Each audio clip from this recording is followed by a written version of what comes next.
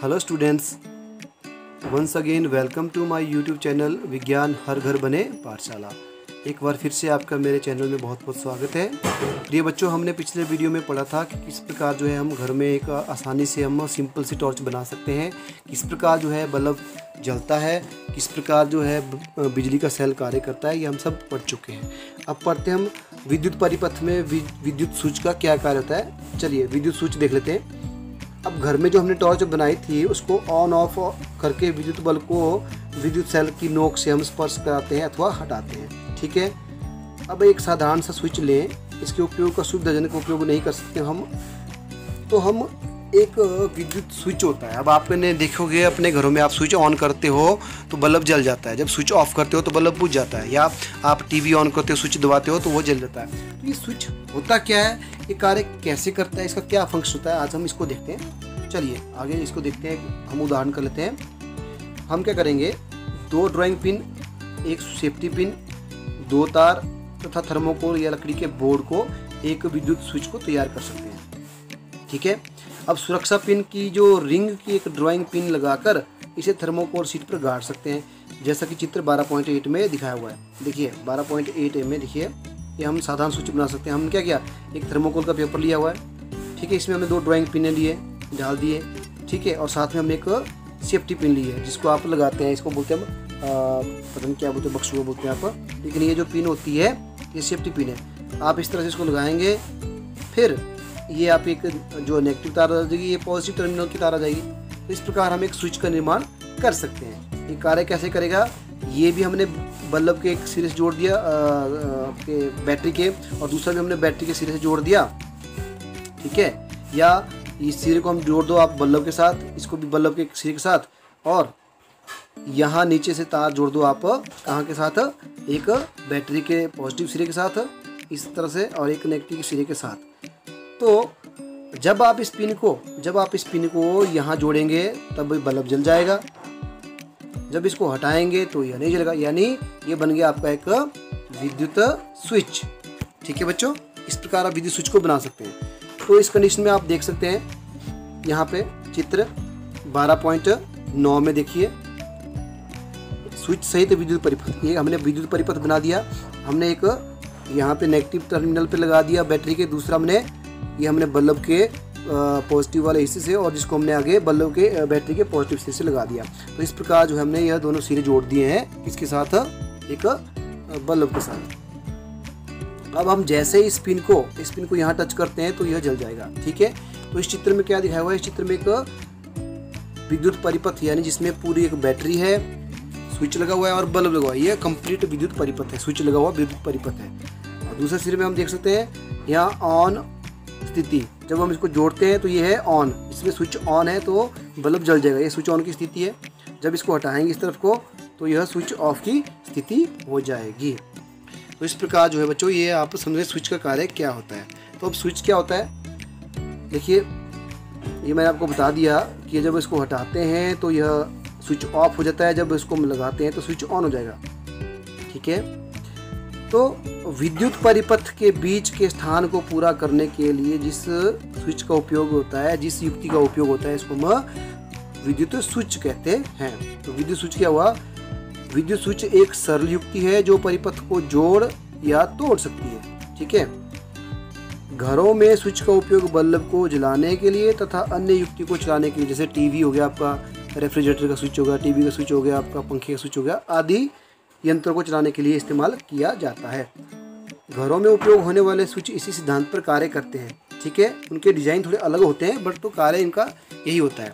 तो ये था विद्युत स्विच। विद्युत स्विच क्या होता है, किस प्रकार कार्य करता है। दूसरा है विद्युत चालक तथा विद्युत रोधक क्या होते हैं, ये देख लेते हैं हम। चालक क्या होता है, जो अपने में से जाने दे, और रोधक क्या होता है, जो किसी चीज़ को रोक दे।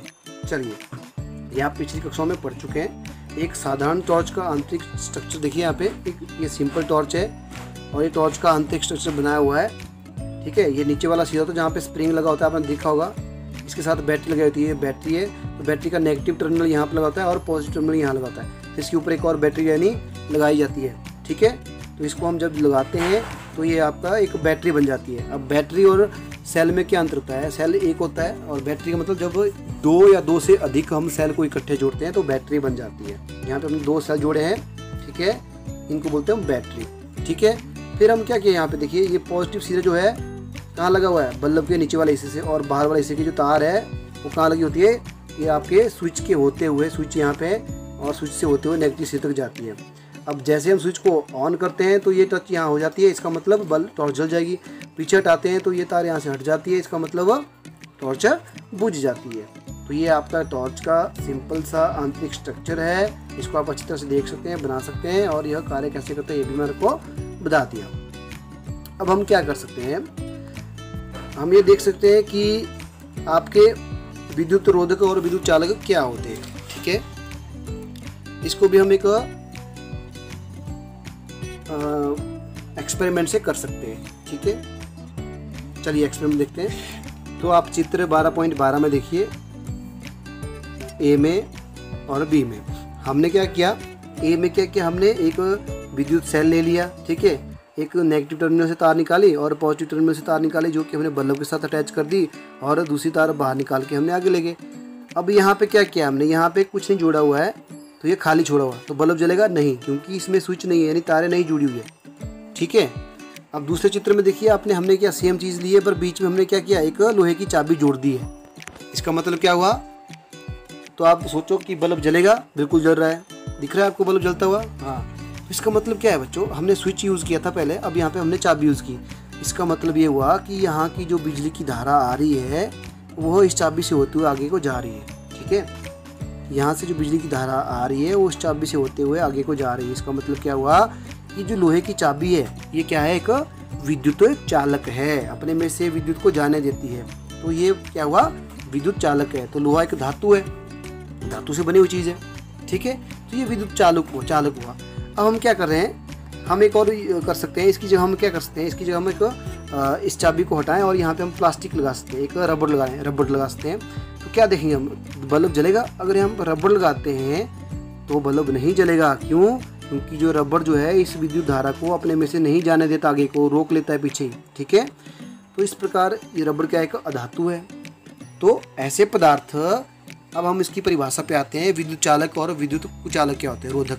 तो ऐसे पदार्थ जो विद्युत धारा को अपने में से गुजरने दे, जैसे धातु में लोहा, कॉपर आदि, उनको बोलते हैं हम विद्युत चालक, ठीक है बच्चों। ऐसे पदार्थ जो विद्युत धारा को अपने में से जाने दे, प्रवाहित होने दे, उनको बोलते हैं हम विद्युत चालक। ऐसे पदार्थ जो अपने में से विद्युत धारा को प्रवाहित ना होने दें, जैसे रबड़ एक अधातु है, यानी धातु और दूसरे पदार्थ, तो उनको बोलते हैं हम विद्युत रोधक।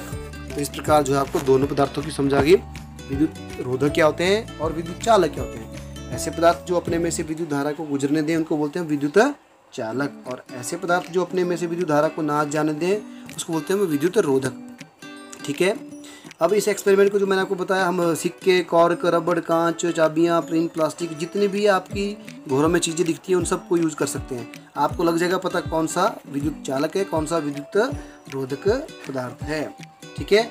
जब आप करोगे तो आप एक्सपेरिमेंट में पहुँच सकते हो कि चाबी है, यह पदार्थ धातु है और बिजली का बल्ब जलता है, यानी यह चालक है। रबड़ है यानी इरेजर, ये रबड़ है, यह नहीं जलेगी। स्केल प्लास्टिक है तो अधातु है, ये नहीं जलेगी, ठीक है। माचिस की तीली लकड़ी है सूखी, इससे भी नहीं जलेगा। कांच की चूड़ी है, ये भी कांच है तो इससे भी नहीं जलेगा, क्योंकि ये भी धातु है, इसमें से नहीं जाती है बिजली की धारा। लोहे की कील है, यह धातु है, इसमें से जल जाएगा क्योंकि यह अपने में से जाने देती है। तो इस प्रकार आप इस सारणी को भर सकते हैं और कर सकते हैं। तो विद्युत चालक और विद्युत रोधक होते हैं, मैंने आपको बता दिया। जो पदार्थ विद्युत धारा को प्रवाह होने देते हैं उनको विद्युत चालक कहते हैं, और जो पदार्थ विद्युत धारा के प्रवाह को रोक देते हैं उसको विद्युत रोधक कहते हैं, ठीक है। इस प्रकार जो है हमने इस चीज़ों को, इस चैप्टर को पूरा पढ़ा बच्चों, और मुझे पूरी उम्मीद है आपको यह अच्छी तरह से समझ आया होगा। अच्छा, इसमें एक चीज़ बताना भूल गई, अब आपके घरों में बिजली से काम करने वाले जो मैकेनिक आते हैं, आपने देखा होगा उनके हाथों में ग्लव्स होते हैं रबड़ के, तो क्यों पहनते हैं वो? या जो बिजली जो फ्यूज लगाते हैं खंभे पे जाके, उनके हाथों में रबड़ के ग्लव्स होते हैं, वो क्यों पहनते हैं? क्योंकि बिजली को झटका उनको ना लगे। रबड़ एक क्या है, अधातु है, जो बिजली की अपने में से जाने नहीं देता, विद्युत धारा को अपने में से प्रवाहित नहीं होने देता।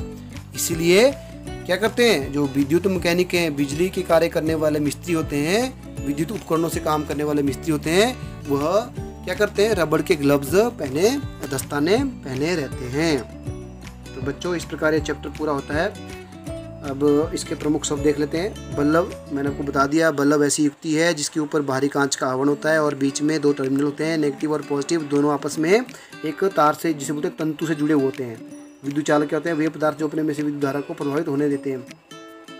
विद्युत सेल एक ऐसी युक्ति है जिसमें 2 टर्मिनल होते हैं, पॉजिटिव और नेगेटिव, और जिसके अंदर रासायनिक पदार्थ भरे पड़े होते हैं, जिनके अंदर रासायनिक क्रियाएं होती हैं और वो विद्युत उत्पादन करती हैं। विद्युत परिपथ क्या होता है, विद्युत रास्ता, यानी एक ऐसी युक्ति जिसके थ्रू जो हम विद्युत धारा को एक स्थान से दूसरे स्थान तक पहुंचाते हैं। तंतु क्या होता है, वह ऐसा तार होती है, ऐसी चीज़ होती है जो 2 टर्मिनलों को आपस में जोड़ती है, चाहे वो बल्ब है चाहे आपका सेल हो। तो तंतु होता है आपका बल्ब में, तो बल्ब के बीच में जो 2 टर्मिनल होते हैं वो आपस में जुड़े होते हैं एक तार के द्वारा, उसको बोलते हैं हम तंतु। विद्युत रोधक क्या हो गए, वे पदार्थ जो अपने में से विद्युत धारा को प्रभावित नहीं होने देते। स्विच क्या हो गया, ऐसी युक्ति जो विद्युत परिपथ को पूरा करती है, उसको हम स्विच कहते हैं। टर्मिनल क्या हुए, टर्मिनल होते हैं आपके एक विद्युत सेल के 2 अंतिम सिरे, एक ऋणात्मक एक धनात्मक, उसको बोलते हैं हम टर्मिनल। तो इस प्रकार बच्चों यह एक चैप्टर पूरा होता है। ये हमने अच्छी तरह से पढ़ा और समझ आई। इसको सारांश देख लेते हैं हम, इसके सारांश को भी कर लेते हैं कि आज इस चैप्टर में हमने क्या क्या पढ़ा है। देखिए बच्चों, हमने पढ़ा विद्युत सेल विद्युत का एक स्रोत होता है, ठीक है। अब विद्युत सेल में 2 टर्मिनल होते हैं, एक धनात्मक यानी धन टर्मिनल, दूसरा ऋणात्मक यानी ऋण टर्मिनल। हमने पढ़ा विद्युत बल्ब में एक फिलामेंट होता है जिसे तंतु बोलते हैं, इसके टर्मिनलों से जोड़ता है, ठीक है। विद्युत धारा द्वारा प्रभावित होने पर विद्युत बल दीप्तमान हो जाता है, ये भी पढ़ा हमने, ठीक है।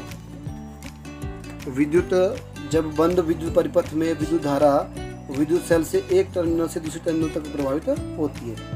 अब स्विच एक सरल युक्ति है जो विद्युत धारा के प्रभाव को रोकने या प्रारंभ करने के लिए परिपथ को तोड़ता अथवा पूरा करता है, ये भी हमने पढ़ा, ठीक है बच्चों। जिन पदार्थों में से होकर विद्युत धारा प्रभावित हो सकती है उन्हें हम विद्युत चालक कहते हैं, जैसे लोहा, कॉपर आदि। और जिन पदार्थों में से होकर विद्युत धारा प्रभावित नहीं हो सकती उसको हम विद्युत रोधक कहते हैं, जैसे रबड़, प्लास्टिक आदि। तो इस प्रकार बच्चों हमने ये चैप्टर पूरा किया और मुझे उम्मीद है आज का वीडियो भी आपको अच्छी तरह समझ आया होगा, आज का टॉपिक आपको अच्छी तरह से समझ आया होगा। चलिए अगले वीडियो में हम इस चैप्टर के अभ्यास के प्रश्न उत्तर करेंगे, परंतु इससे पहले हम इस वीडियो को ख़त्म करें, आज के कार्यपत्र की तरफ देख लेते हैं कि आज के कार्यपत्र में कौन कौन से प्रश्न हैं जिससे हमें आज के टॉपिक की समझ का पता चले। तो चलिए आज के कार्यपत्र की तरफ चलते हैं। तो ये रहा बच्चों आज का कार्यपत्र। आज के कार्यपत्र में 2 प्रश्न हैं। देखिए पहला है विद्युत परिपथ में विद्युत स्विच का क्या कार्य होता है। तो ये आप अच्छी तरह से समझ गए हैं आज के वीडियो में, तो उसको बता सकते हैं, ठीक है। विद्युत परिपथ होता है, उसमें विद्युत स्विच का क्या कार्य होता है ये आपने बताना है। दूसरा प्रश्न है विद्युत चालक और विद्युत रोधक से आप क्या समझते हैं, इनकी परिभाषा देनी है आपने, विद्युत चालक और विद्युत रोधक क्या होते हैं। तो मुझे उम्मीद है बच्चों आप आसानी से इन दोनों प्रश्नों का उत्तर दे सकते हैं, क्योंकि आपको आज का टॉपिक जो अच्छे से समझ आया होगा। चलिए इस वीडियो को यहीं ख़त्म करते हैं, मिलते हैं अगले वीडियो में इस चैप्टर के अभ्यास के प्रश्नोत्तरों के साथ। तब तक के लिए अपना ध्यान रखिए और पढ़ते रहिए।